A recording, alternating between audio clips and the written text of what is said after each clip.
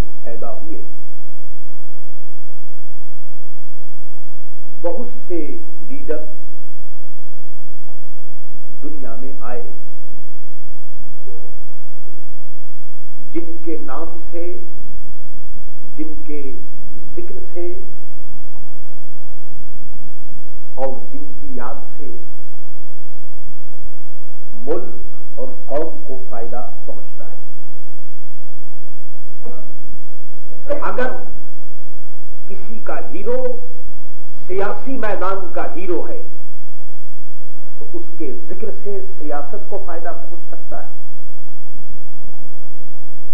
اگر کوئی education field کا بہت بڑا آدمی ہے, بہت بڑا ایجوکیٹڈ ہے, تو اس کی یاد سے تعلیم کو اور تعلیم حاصل کرنے والے کو فائدہ پہنچتا ہے. مختصر یہ کہ جس گروپ کا ہیرو ہوگا اس کی یاد اور اس کے ذکر سے اسی گروپ کو فائدہ پہنچے.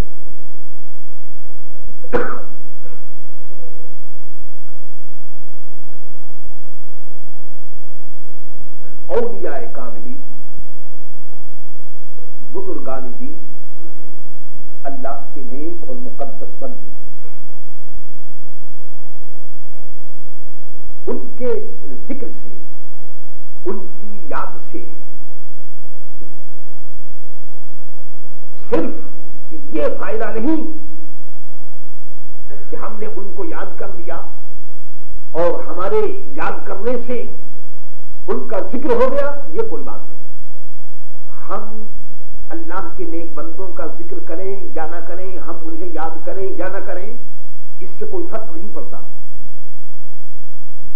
بات یہ ہے کہ اللہ تبارک و تعالیٰ جب کسی کو اپنا ولی بناتا ہے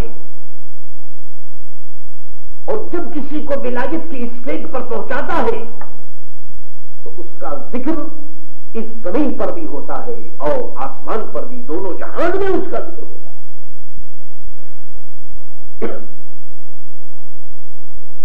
پھر بعض لوگوں کے ذکر سے دنیا کے فائدے ہوتے ہیں، لیکن میرے دوستو بعض شخصیتیں ایسی ہوتی ہیں کہ جن کے ذکر سے دین زندہ ہوتا ہے، ایمان زندہ ہوتا ہے. انسان اللہ تعالیٰ اور اس کے رسول صلی اللہ تعالی علیہ وسلم کی محبت میں کامل ہوتا ہے. ایسی بھی شخصیتیں دنیا کے اندر ہیں اور اللہ کے فضل و کرم سے جب تک ان کے ماننے والے دنیا میں رہیں گے انشاءاللہ تعالی ان کا ذکر ہوتا رہے گا، ان کی یاد ہوتی رہے گی اور ان کے ذکر سے، ان کی یاد سے ہم سب کو فائدہ پہنچتا رہے گا. میں نے جو آیت کریمہ تلاوت کی ہے اس میں مسلمانوں سے یہ کہا گیا ہے کہ تم کو چاہیے کہ تم ایک ایسے گروپ کو سلیکٹ کرو، ایک ایسا گروپ تمہارے اندر پیدا ہو، تمہارے اندر ایسے گروپ کو بنایا جائے، ایسا گروپ اس کے لیے تیار ہو کہ یدعون الی الخیر، کہ جو لوگوں کو خیر کی طرف، اچھے کاموں کی طرف دعوت دے.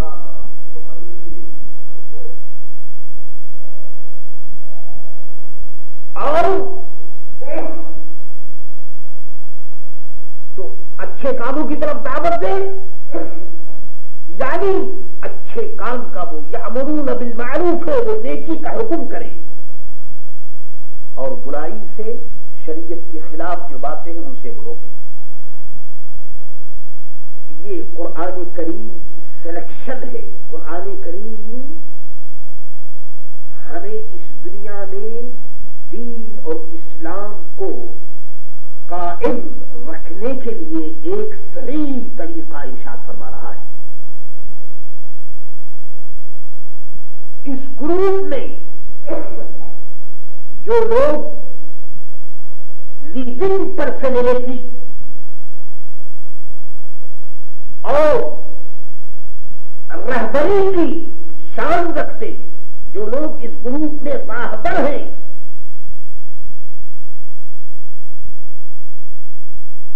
اسی راہبر کو شریعت کی اصطلاح میں مجدد کہا جاتا ہے.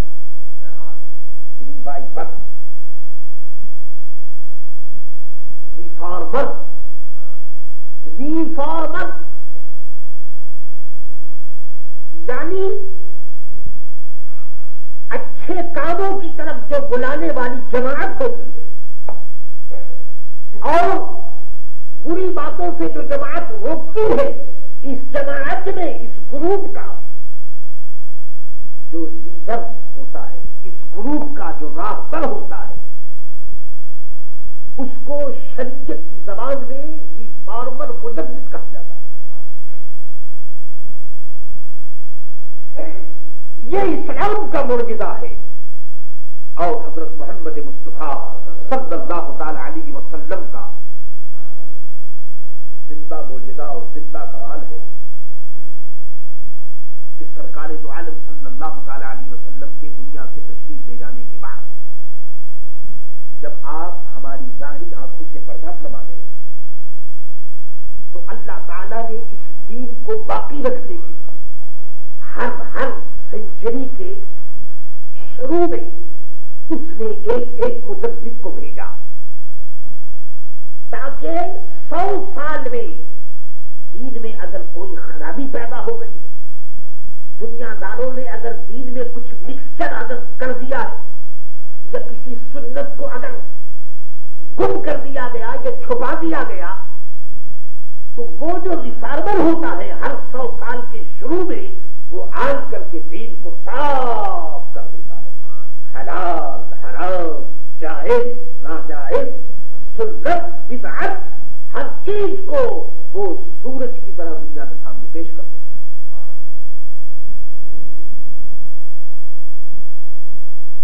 اسی لیے تو سرکار دو عالم صلی اللہ تعالی علیہ وسلم نے فرمایا کہ انبیاء علماء امتی کا انبیاء بنی اسرائیل، میری امت کے جو علماء ہیں وہ ایسے ہیں تبلیغ کے معاملے میں کہ جیسے بنی اسرائیل کے انبیاء نبی، یعنی سرکار دو عالم صلی اللہ تعالی علیہ وسلم سے پہلے جس مشن کو اور جس کام کو بنی اسرائیل کے نبی کیا کرتے تھے، اللہ تعالیٰ اور اس کے رسول حضرت محمد مصطفیٰ صلی اللہ تعالی علیہ وسلم کے صدقے ان کاموں کو سرکار دو عالم صلی اللہ تعالی علیہ وسلم کے علماء اور حضور صلی اللہ تعالی علیہ وسلم کے دین میں جو مجدد ہیں وہ ان کاموں کو انجام دیتے ہیں اور انشاءاللہ دیتے رہیں گے۔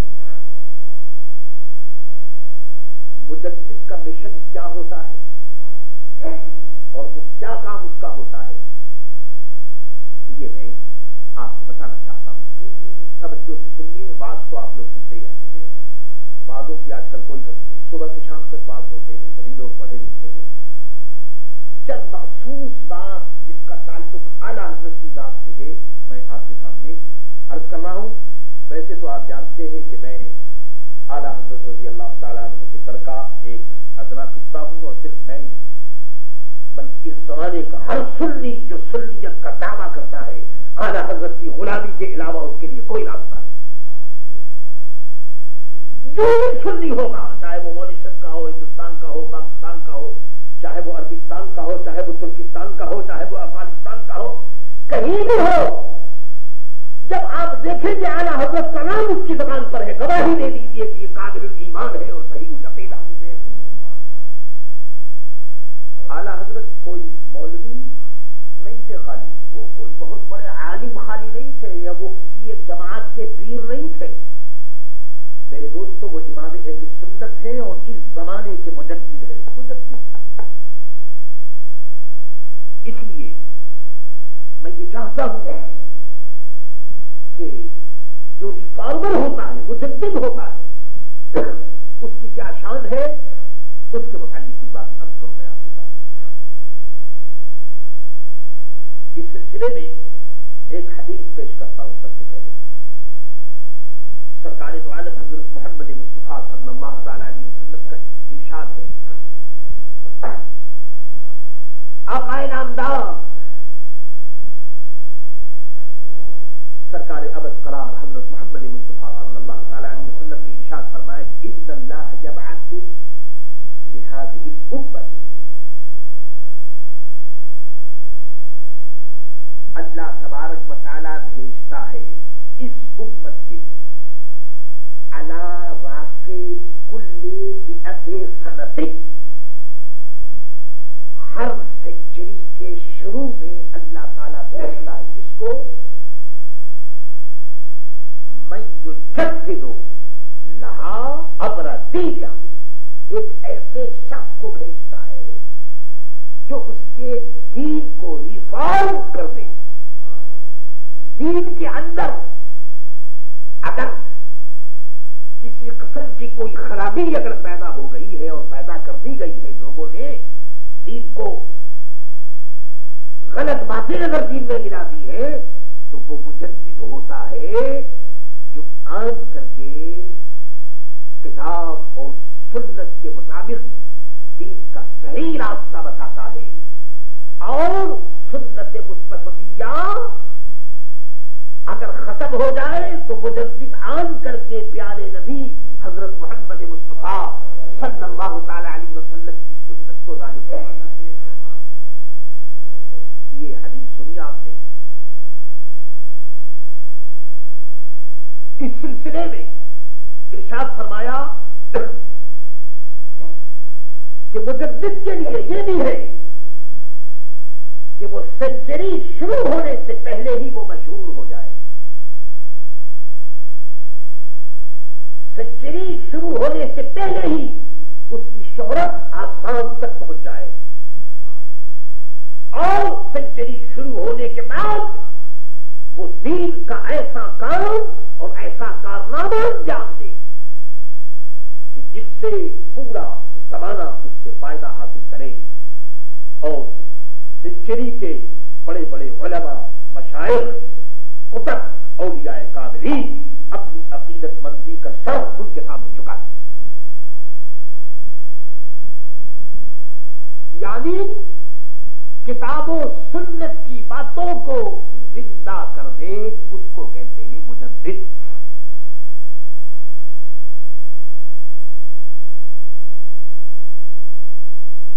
سرکار دو عالم صلی اللہ تعالی علیہ وسلم دنیا سے جب تشریف لے گئے تو صحابہ کا زمانہ آیا رضی اللہ تعالی عنہ، اور اس کے بعد صحابہ رضی اللہ تعالی عنہ بھی دنیا سے تشریف لے گئے. تو پھر حضرت عمر ابن عبد العزیز رحمت اللہ تعالی علیہ، یہ جو بنی امیہ کی پیریڈ چلی ہے اس میں عمر ابن عبد العزیز ہوئے. ان کے متعلق لوگوں کا یہ کہنا ہے کہ آپ دوسری صدی کے مجدد ہیں. اس کے بعد ہر صدی میں مجدد آتے رہے.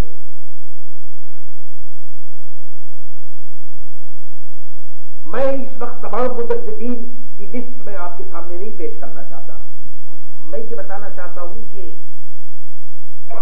یہ جو 14ویں صدی جو اس وقت چل رہی ہے اور جس کا یہ 1391 یہ ہجری ہے، اس صدی کا مجدد کون ہے؟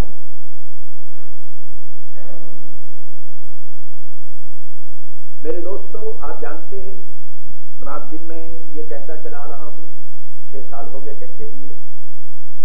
ہمارے پمفلٹ میں، اشتہارات میں، ہر جگہ آپ دیکھتے ہیں کہ اعلیٰ حضرت امام اہل سنت امام Ahmad Raza Khan Qadri, reformer of the century, کہ اعلیٰ حضرت رضی اللہ تعالی عنہ اس 14ویں صدی کے ریفارمر ہیں، مجدد ہیں. انہوں نے حضرت محمد مصطفیٰ صلی اللہ تعالی علیہ وسلم کے دین کو زندہ کیا. کس طرح سے؟ سنیے. مجدد کی پہلی سائن اور پہلی نشانی یہ ہے کہ وہ سینچری شروع ہونے سے پہلے کمال اور خوبی کے سب سے اونچے اسٹیج پر وہ پہنچ جائے. 1272 ہجری، 1272 ہجری میں اعلیٰ حضرت امام اہل سنت مولانا امام احمد رضا خان قادری فاضل بریلوی رحمت اللہ تعالی علیہ بریلی شریف میں مولانا نقی علی خان صاحب رحمت اللہ تعالی علیہ کے گھر میں پیدا ہوئی 1272. یعنی 13ویں صدی میں اعلیٰ حضرت پیدا ہوئے 1272 ہجری میں. 1272 ہجری میں پیدا ہوئے اور 1276 میں 1276 ہجری میں قرآن پاک ختم کر دیا.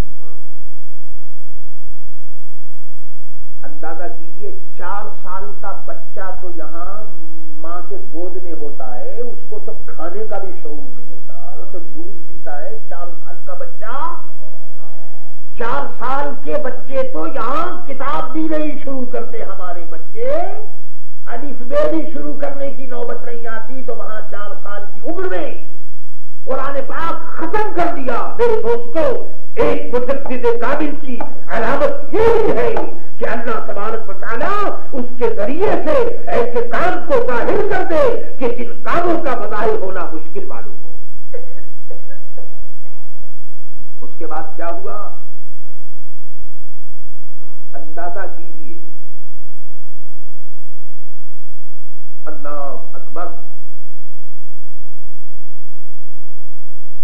استاد کے پاس جب پڑھانے کے لیے بٹھایا گیا تو استاد نے تو الف سے شروع کرایا، الف اور بے تے تھے جیم ہے خے جو طریقہ ہے، اس کے بعد چلتے چلتے آخر میں آتا ہے لام الف. تو الف سے تو آپ پڑھتے رہے، الف سے لے کر کے پھر قاف قاف لام میم یہ سب پڑھتے رہے. اس کے بعد جب لام الف پڑھائی میں جب یہ چیز سامنے آئی تو آپ نے استاد سے عرض کیا کہ حضرت لام بھی میں پہلے پڑھ چکا اور الف بھی پہلے پڑھ چکا، تو یہ پھر لام الف یہ کیسے آ گیا دوبارہ؟ 4 سال کا بچہ، لیکن شعور اور پختگی کا حال یہ ہے کہ ان کی ایک ایک ادا سے اس بات کا ثبوت مل رہا ہے کہ یہ بچہ غیر معمولی بچہ ہے اور تجدید کے اسٹیج کے اوپر یہ بچہ فائز ہونے والا ہے. 4-5 سال کی عمر کوئی عمر ہوتی ہے؟ محلہ سوداگران کی گلی میں لمبا سا کرتا پہنے ہوئے اعلی حضرت تشریف فرما ہے. اللہ اکبر. بچوں کو آپ جانتے ہیں کہ کرتا ہی تو ہوتا ہے. 4-5 سال کی عمر میں کوئی کپڑے وپڑے کا کوئی اتنا اہتمام نہیں ہوتا کہ بھائی یہ بھی پردہ ہو اور وہ بھی پردہ ہو.